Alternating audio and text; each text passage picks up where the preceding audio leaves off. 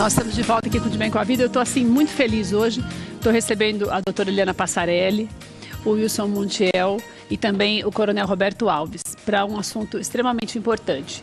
E sabe, eu sempre gosto de falar isso, que parece que é brincadeira. A gente vê alguns casos e as pessoas falam assim, ah não, coitado, ou coitada, ela estava muito nervosa. Então quando a pessoa fica nervosa, ela se desequilibra, mas quando ela está bem, ela é bom. Parece conversa de marido de bêbado, ou mulher de bêbado, sabe? Que a pessoa, quando ela não bebe, ele é ótimo, só que a pessoa bebe todos os dias. Então você precisa tomar cuidado com relacionamentos que te levam para baixo. Tudo aquilo que te leva para baixo é um problema sério. Antes da gente começar a falar sobre isso, eu quero que você preste atenção, pode ser que você não tenha visto nos noticiários o que tem acontecido nos últimos dias. Então nós preparamos para você, a Cris Leva fez esse VT, preste atenção, olha que horror. E depois a gente volta para falar mais sobre esse assunto. Insultar, proibir, ameaçar e perseguir. Atitudes que para muitos casais não são percebidas como violência em uma relação. E é nesta época do ano que os sentimentos se afloram, principalmente após festas regadas a bebidas, como os blocos de carnaval que agitam as cidades desde o começo do mês. Proibir uma namorada de sair sozinha é violência. E impedir o outro de estar com um amigo de que não se gosta. E vetar uma determinada peça de roupa que o parceiro quer usar pode ser considerado um comportamento violento? Esta semana, a organização não governamental UMAR, União de Mulheres Alternativa e Resposta, divulgou um número ameaçador. Mais de 30% dos casais entrevistados responderam todas as perguntas com um sonoro não. Os jovens inseridos neste estudo deixaram claro que hoje na sociedade existe uma cultura de violência. As elevadas porcentagens que encaixam como normais comportamentos violentos entre namorados são ainda na ótica do Estado assustadoras. Tão preocupante quanto é que o controle do outro numa relação também é tido como manifestação de amor. Na opinião de 28% dos pesquisados, 2.558 homens e 2.965 mulheres, dentro desta categoria, 32% classificaram como normal que um rapaz ou uma garota proíbam o namorado ou namorada de sair sem eles. Quanto à proibição do outro vestir determinada peça de roupa, 41% sustentaram que tal não configura um comportamento violento. Por outro lado, a perseguição durante ou logo após o namoro também é tida como demonstração de amor, sobretudo entre os rapazes, 33%. Já esbofetear e empurrar o outro sem deixar marca é normal para uma imensa minoria dos pesquisados. 9% dos homens e 4% das mulheres não reconhecem tais comportamentos como atos de violência. Atitudes aceitáveis no início de relacionamento, que podem levar à morte após uma cena de ciúme. Como foi o caso mais recente em São Bernardo do Campo, em São Paulo, neste final de semana. O atropelamento aconteceu por volta das 8h50 da noite no bairro Assunção.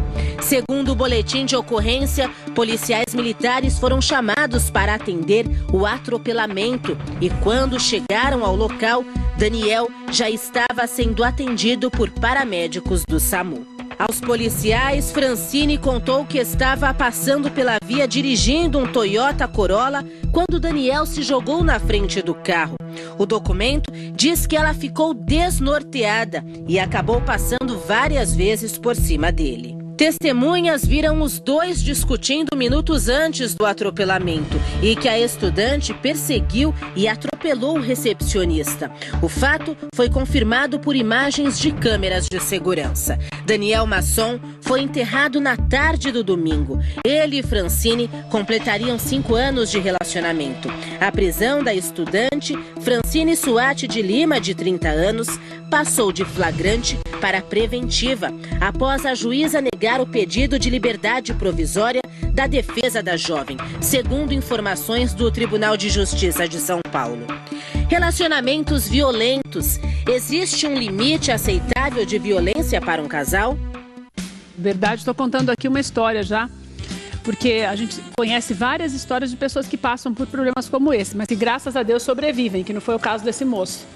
Claro que a moça deu todas as desculpas possíveis, mas como a Passarelli falou aqui, ela podia ter desviado, mesmo que ele entrasse na frente do carro.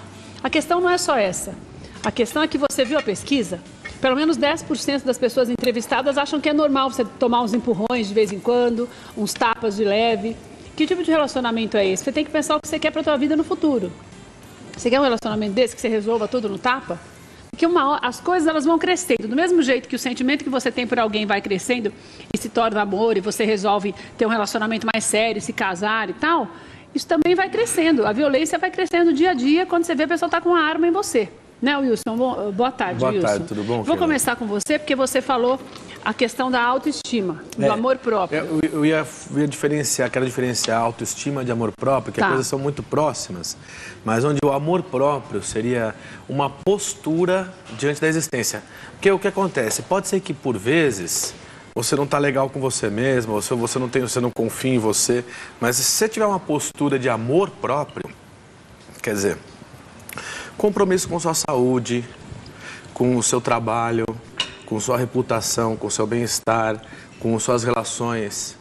Você não vai permitir, quando aquele tipo de ação inicial começar, que ela não começa na pancada, aqui lá.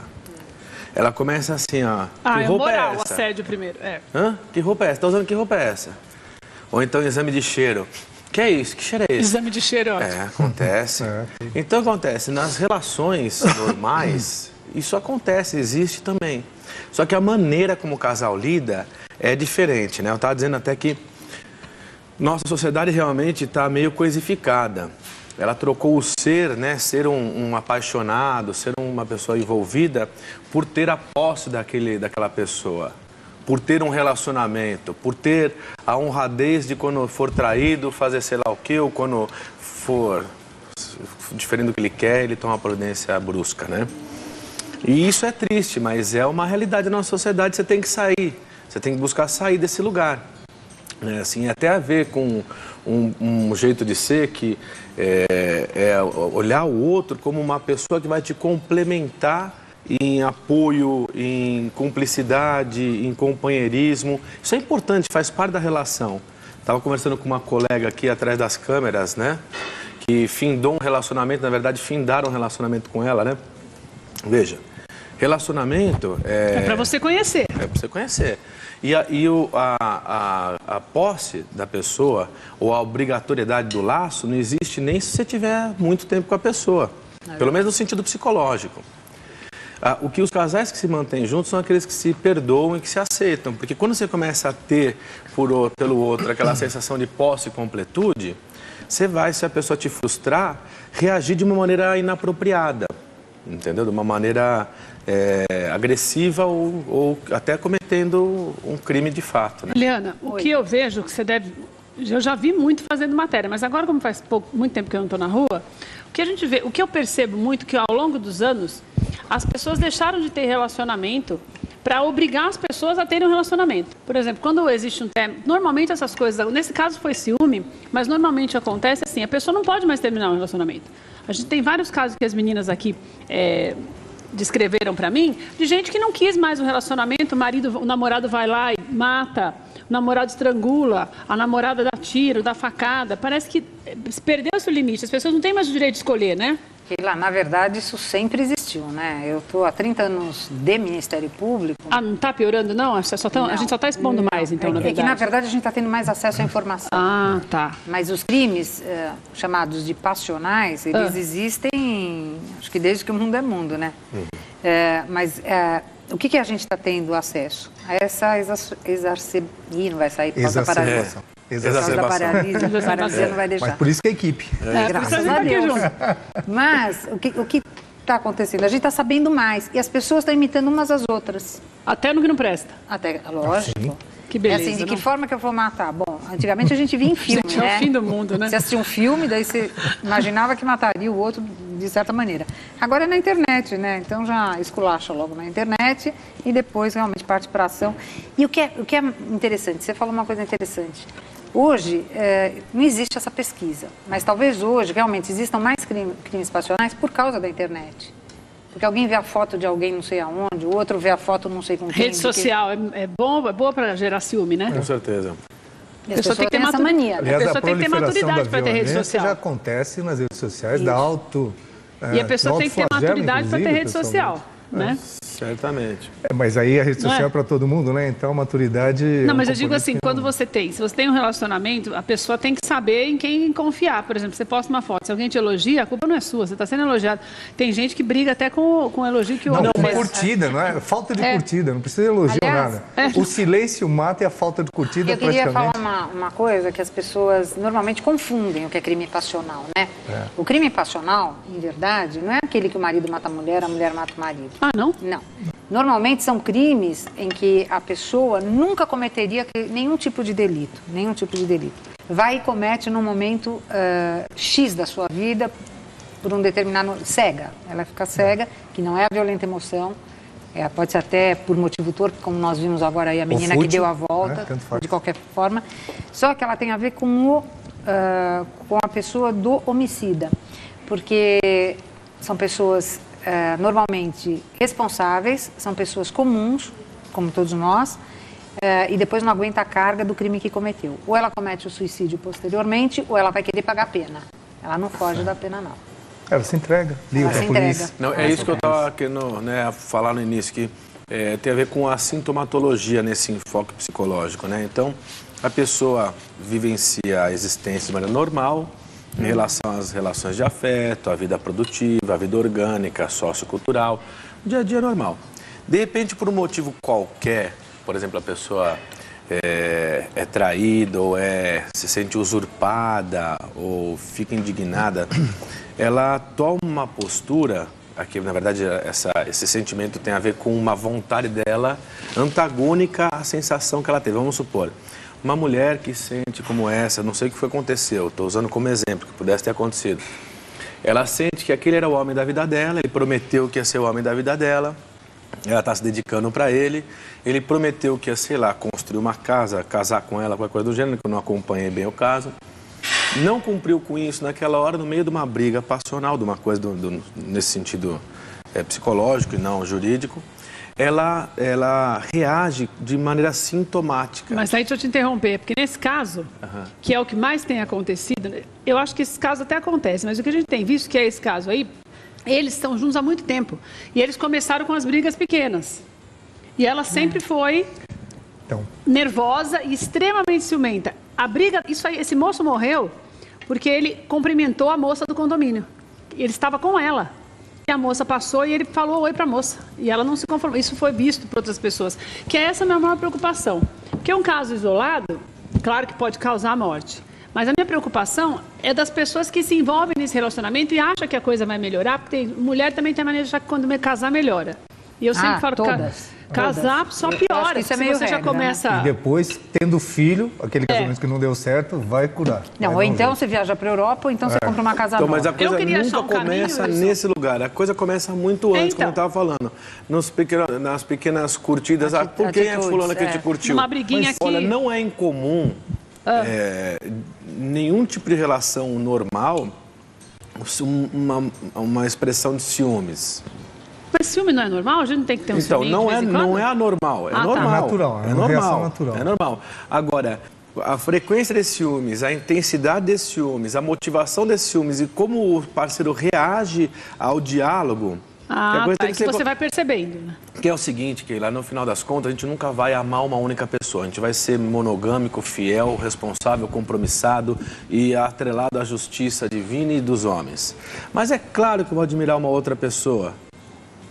Né? Não posso achar aquela bonita, por exemplo, que você tá apaixonado achar a doutora inteligente, por exemplo, achar o doutor competente, por que não? Agora, e outra, isso vai contra o princípio nosso, que é até provinciano, dessa coisa da Amélia ou do machismo, né? Aquele homem que a mulher não pode ter outros homens, que ela tem uma relação no ambiente de trabalho. ou a mulher não amizade, né? Não pode amizade. Muitas vezes ele fica chateado porque a mulher troca fotos lá, coisa que às vezes o homem troca naturalmente no WhatsApp, e a mulher vai trocar e ele fala, não, o que é isso? Então, movido por esse movimento de fui traído, ele toma uma atitude sintomática, um sintoma, né? Que depois ele se arrepende e acontece em consultório muito. Mas eu já vejo aí um componente que é importante nós destacarmos. Ela já tem uma característica... Que é o que eu falei, de desequilíbrio. Desequilíbrio. E o que acontece hoje, as gerações vão ficar assim, por isso que esses eventos acontecem com mais frequência, é que nós, desde pequeno, muito novinhos, nós temos esse tipo de reação. A raiva, por exemplo, é uma reação natural do organismo. Quando não é feito do jeito que a gente quer. É natural. Se você tem uma frustração, uma desilusão, uma humilhação, você tem uma resposta. Aquilo que não acontece, uma frustração, te deixa com raiva, mas isso é uma reação natural. Agora, aquelas pessoas que a raiva, ela ultrapassa essa motivação, por qualquer motivo ou sem motivo ela fica com raiva, ela tem um sintoma que tem que ser trabalhado desde a infância. O que acontece hoje? Aquele birrentinho, sabe? Ele não vai e o pai deixa, a mãe deixa um dos dois. E ele vai consolidando aquela reação dele, ele não vai se curar mais para frente, não tem cura. Ele tem que ser trabalhado nesse momento.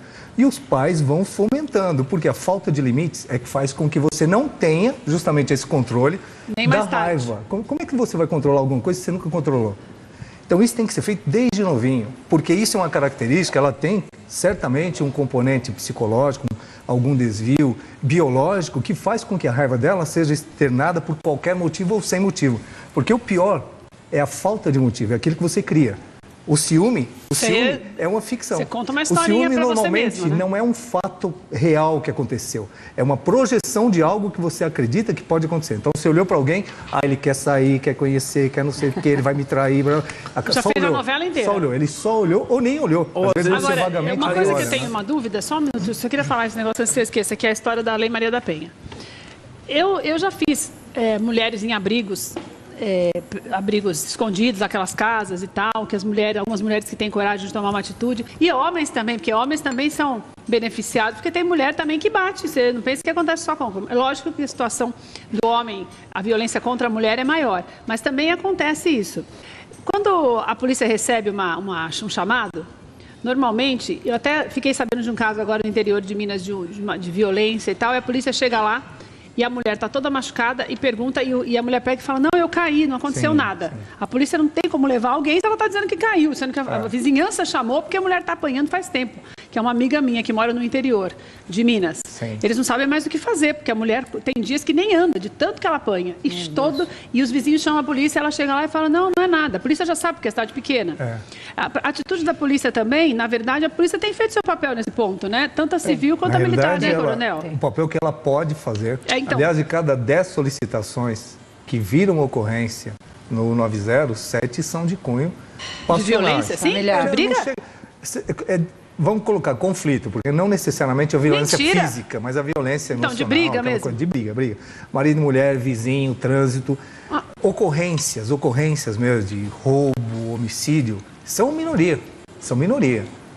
O que tem mais da ação policial... Aí o policial ele é um mediador naquele momento. Mas quando ele chega para ser mediador, ele tem que impor uma situação, ele é autoridade. Lógico. Então, se naquele momento estava havendo um conflito, ele vai ter que parar naquele momento. E aí a pessoa ainda está com raiva, um dos dois. E tem que ser contido. Aí não é mais esperar que os dois se resolvam. A autoridade chegou, tem que conter. E muitas vezes a maioria das vezes na contenção, normalmente a mulher, não, mas eu só queria que parasse a agressão, eu não queria que levasse preso. Não quero que ele vá embora. Aí ela não presta queixa. Ela está arrebentada e diz que caiu, que se machucou, que não sei o quê. Por quê? Porque ela sabe que ele vai voltar. Mas cedo ou mais tarde ele vai voltar. Ou por medo, ou por amor. É aquele amor, aquela coisa platônica mesmo. Porque a agressão é um componente do prazer. A dor física, para muitas pessoas, dá prazer. Pelo amor de Deus. Mas o termo técnico, o termo psicológico que o doutor está querendo aplicar aí é inteligência emocional. Sim. A inteligência emocional é desenvolvida gradativamente e colocar limite não é dizer não simplesmente, é falar, senta aqui, eu vou te explicar por que não. Cessar o problema, o processo, né? Não é com a violência que você cessa. Agora, não existe uma regra, cada um é um, né? Mas eu tenho um pouco de medo, que é o que eu já vi também nos casos dessas casas aí onde as mulheres ficam e tal, do perdão. Daí a mulher perdoa. O homem pede, pelo amor, já vi casos de uma mulher uma vez que fazia 1 ano que ela estava lá e que ele buscava em todos os lugares, porque como a casa não era, não se falava o endereço. E ela voltou. E passou um tempo, começou tudo de novo. O processo Essas pessoas não têm cura? Não tem como... Ou, por exemplo, eu estou falando de casamento, tudo bem que envolve um monte de coisas, a mulher fala, como é que eu vou fazer? Vivi sozinha com ele, tenho filhos, nunca trabalhei e tal. Mas no caso do relacionamento... Que é a grande maioria. Que é exatamente. Mas as mulheres que namoram, as pessoas que estão começando um relacionamento, começou com isso, é melhor parar? Ou a gente tem que ficar dando chance? Olha, cada caso é um caso, por mais que a psicologia acredita que toda hora é uma hora boa para conseguir mudar, e que todo mundo consegue mudar. Porém, tem 2 coisas que vai levar essa pessoa a mudar. Ou é a necessidade ou o desejo da mudança, né? Então, no caso, por exemplo, dos termos, né, que o doutor citou aí, já é a necessidade. A pessoa está apanhando, ela necessita. Se ela não mudar, alguma coisa pior vai acontecer. O desejo da mudança.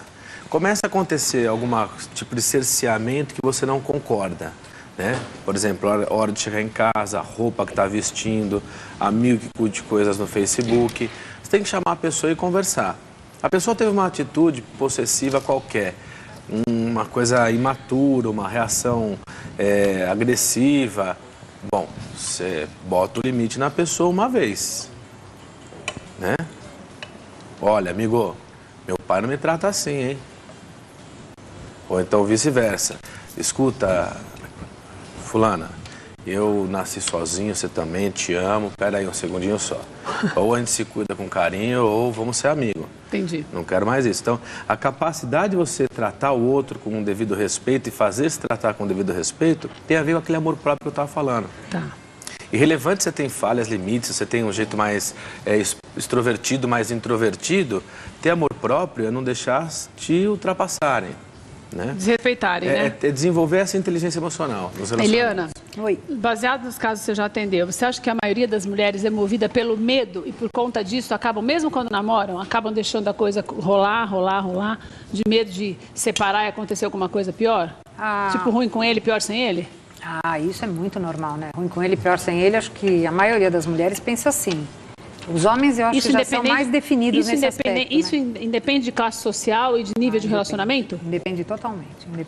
Independe mesmo, assim, é o traço pessoal. A Luísa Brunet está naquela faixa lá de cima e é o caso mais recente de famoso. Talvez não mais recente, porque todo dia tem um. Mas os artistas... A Paula Arósio... Não, vários. Perdeu o noivo se matou na frente dela na época, né? Faz uns 20 anos. Nós temos o dado ele só reveza as vítimas, mas o dado fala dela. Mas isso acontece em todos os níveis, porque são relações, comportamento humano. É comportamento humano, é instintivo, defesa. Quando você começa a ter atrito com a proximidade, o namoro tem uma separação, tem uma distância, tem sempre algum mediador ou a distância. Mas quando você está em casa, todo mundo tem conflito de posicionamentos, de ideias. E a nossa comunicação fica cada vez mais precária, principalmente com a tecnologia. Ninguém se conversa. Então, tudo é projetado. Então, se você está no celular, ele está falando com alguém, está paquerando alguém e vice-versa. Celular. Quero falar uma coisa, Wilson. Vê se eu que sou doida também. Esse negócio de esconder as coisas, porque eu acho que a gente só esconde quando a gente está aprontando. Entendeu? Isso em qualquer nível, seja com pai, mãe, namorado, marido, gato, cachorro ou papagaio. Se a tua vida tá limpinha, qualquer pessoa pode pegar o celular e abrir que não vai ver nada de errado. Não significa que você precisa dividir a senha. Mas esse negócio de você chegar perto, ele falou celular, lembrei, e o nego ficar desesperado assim para guardar o celular para não ver, isso daí não é que eu estou inventando, não é coisa da minha cabeça. Sei. Alguma coisa está acontecendo, não está? As pessoas que têm um relacionamento, que resolvem namorar de verdade, que tá ali namorando em casa, tem planos e tal, poder um olhar as coisas do outro? Eu não concordo, não. Cada par que se estabelece num relacionamento deve nesse relacionamento ter a integridade, né? Então, a privacidade. Integridade. E isso inclui também você poder ter seus segredos ou não. Então, tem casais que combinam o seguinte, olha, você pode ter seus segredos, eu não vou ter tua senha, porque eu não quero mexer nas suas coisas, e o outro combina e topa isso daí, tá correto. Tá. Agora, se a pessoa ela mente que não vai ter acesso à senha, pega a senha, ou então coloca um espião lá. Tem que ser um negócio de verdade. Tem que ser um negócio com integridade, exatamente.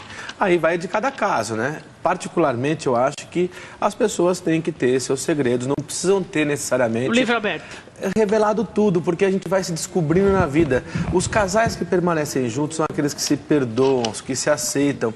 E a admiração, a refazenda, inclusive da sexualidade, é um negócio que é muita criatividade. É um negócio gradativo, né? Não é uma coisa assim que tem que ser... descoberta do dia para a noite ou ter plena posse daquele outro lá, que senão você perde o encanto, o envolvimento. Entendi. Né? Ô, Eliana, qual é a pena para esse povo? Por exemplo, essa moça que passou por cima do cidadão lá. 12 a 30 anos. Mas vai ficar presa mesmo, com as imagens? Agora tudo? foi transformada a prisão flagrante em prisão preventiva. Mas isso é porque também, de acordo com a lei, tem que ser preventiva mesmo. Mas ela... Em tese, eu acho até que ela pode responder em liberdade. Eu por mim, fica presa. Né? Mas respondendo em liberdade, matou o cara? Então, não pode responder em liberdade? Mas nesse país todo, até traficante está respondendo em liberdade. É uma loucura. São requisitos legais. Se preencher, tanto a prisão preventiva como a liberdade provisória, ela tem requisitos. Não, outro dia foram soltos aqueles marginais que atiraram em policiais ali no shopping. Isso. No shopping. Quer dizer, a lei permite. Quer dizer, mas pela lei a lei permite. Antigamente não. Antigamente ela teria que responder presa. E se eu conheço bem os colegas de São Bernardo do Campo, ela vai responder presa porque eles vão recorrer. E as pessoas que só batem é ótimo, né, gente? Fala a verdade. Olha que nível, que ponto nós chegamos. Achar que bater só é pouco. É da cultura. As pessoas que só batem, que não matam. É uma pena ridícula. Nem não acontece nada, 3 meses a 1 ano. A lesão corporal se ficar, né? Depende do tipo de lesão, da gravidade da lesão. Mas essa violência, a pior violência não é nem a física. Não é a física, é a psicológica. O medo de. É que a psicológica que te faz ficar ali com a pessoa e com medo do que pode acontecer. Existem muitos casos, como você falou da Maria da Penha, é importante. Muitas mulheres agressivas. Sim. E o homem, por vergonha de dizer que apanha da mulher, com certeza. ou que é agredido pela mulher, exatamente, ou que não controla a mulher, fica quieto. O homem, ele vai fazer uma resignação, porque ele é macho. Ele não pode dizer para todo mundo, nossa, eu apanho da minha mulher. Ou eu não controlo minha mulher. Existe esse padrão ainda do homem, que ele é o controlador. Então, muitos homens são agredidos, são ameaçados. Esse componente sádico-masoquista o componente passional da mulher, porque a mulher é por emoção. Mulher é emoção. É muito de ir atrás, de fazer aquela loucura. E o homem fica acuado. Então, é muito comum, não é privilégio da mulher ser agredida, não é privilégio. Os dois convivem. E é um par doente, né? Na verdade, um dependente e um codependente num processo de drogadicção. E a coisa é mútua. A relação, às vezes, ela se mantém por força de família. Se a gente separar a família, meu pai gosta muito dela, o envolvimento familiar é um impeditivo. O que fazer depois? Como é que eu vou me virar? E um fator que é importantíssimo, dinheiro. Muitos casais permanecem sobre aquela época do dinheiro. O que vai acontecer dinheiro depois? ou o status quo, né? De tô matrimoniada, tô com essa pessoa há tanto tempo. Que esse tipo aspecto social, hoje a mulher separada, desquitada, é muito bem recepcionada na sociedade, não tem problema nenhum com filhos, ela tem relacionamento. Já foi muito pior. Nesse enfoque da mulher, mas sabe que o mundo mudou e hoje dentro de consultório, hoje não, desde mais ou menos, que é uma coisa sazonal as pessoas que aparecem em consultório, porque nós somos frutos de época. Aquilo que acontece culturalmente em São Paulo em 2000, então a gente somos muito parecidos. Então certas épocas começa a aparecer um caso, depois outro. Começou a aparecer depois de 2005, um pouquinho depois disso aí, depois do surgimento da mulher Sex and the City, que é essa mulher livre, modernésima, rica, bem-sucedida, com amigos e tal, um monte de homem até com pedra no rim, verdade mesmo, morrendo de medo de ser posto para fora. Verdade. Você vê como as coisas vão mudando. Aí chega a mulher, faz alguma coisa errada, chega tarde, isso aqui, o cara faz assim, ó. Não consegue expressar o sentimento. Aquilo vai ficando... Vira uma bola de neve. Uma bola de neve, a pessoa explode, briga, aí tem essas brigas passionais que dá até em caso de polícia. Olha, quero agradecer, vou pedir para colocar o contato de cada um na tela. Quero agradecer cada um de vocês por essa conversa de hoje. Li, obrigada. Eu agradeço. Wilson, obrigada. Coronel, obrigada. Eu quero dizer uma coisa para você que está em casa. Que é assim, quando a gente está na escola, você sempre busca a nota máxima. Né? Então, nós somos condicionados a sermos os melhores. Às vezes, algumas coisas acontecem, a gente não consegue ou desiste, mas, via de regra, nós sempre buscamos o melhor. Se a gente busca o melhor para a gente, melhor posição social, melhor trabalho, os melhores amigos, você imagina o que Deus quer para nós. O que Deus quer para a gente é o excelente. Isso não tem nada a ver com religião. Isso tem a ver com o amor que é sobrenatural, que realmente é um amor de verdade, que é o amor entre pais e filhos e o amor do Senhor por nós.